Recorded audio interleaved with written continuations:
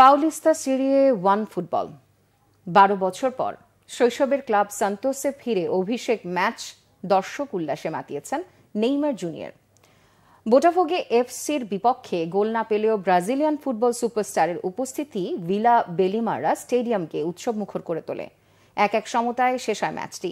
বাংলাদেশ সময় বৃহস্পতিবার সকাল 6:35 শুরু হয় ম্যাচটি। নেইমারকে সাইড বেঞ্চে রেখে শুরুর একাদশ মাঠে নামান সান্তোস কোচ। দর্শকে কানায় কানায় পূর্ণ স্টেডিয়ামে চলতে থাকে অপেক্ষা। কখন মাঠে নামবেন নেইমার, দেখা মিলবে তার পায়ের জাদু। অপেক্ষার মাঝে 38 মিনিটে সান্তোস এগিয়ে যায় ব্রাজিলিয়ান স্ট্রাইকার টিকুইনিও সোরেসের পেনাল্টি গোলে। দ্বিতীয়ার্ধে শুরুতে বদলি নামেন নেইমার। প্রতিপক্ষ খেলোয়াড়দের একের পর এক ট্যাকেলের শিকার হতে থাকেন 32 বছরের ব্রাজিলিয়ান ফুটবল সুপারস্টার। 61 মিনিটে ডি বক্সের বাইরে থেকে তার শট ঝাঁপিয়ে ঠেকান গোলরক্ষক। 6 মিনিট পর সমতায় ফেরে বোটাফোগো। আর 71 মিনিটে দলটির ডিফেন্ডার ওয়ালিসন ফাউল করে লাল কার্ড দেখলে আক্রমণের ঢেউ তোলে সান্তোস। 83 মিনিটে তাদের একটি প্রচেষ্টা সাইড পোস্টে প্রতিহত হলে ড্রয়ের হতাশায় মাঠ ছাড়ে স্বাগতিকরা। 7 ম্যাচে 8 পয়েন্ট নিয়ে বি গ্রুপের শীর্ষে উঠল সান্তোস। সমান খেলায় 4 পয়েন্ট নিয়ে এ গ্রুপের তলানিতে বোটাফোগো।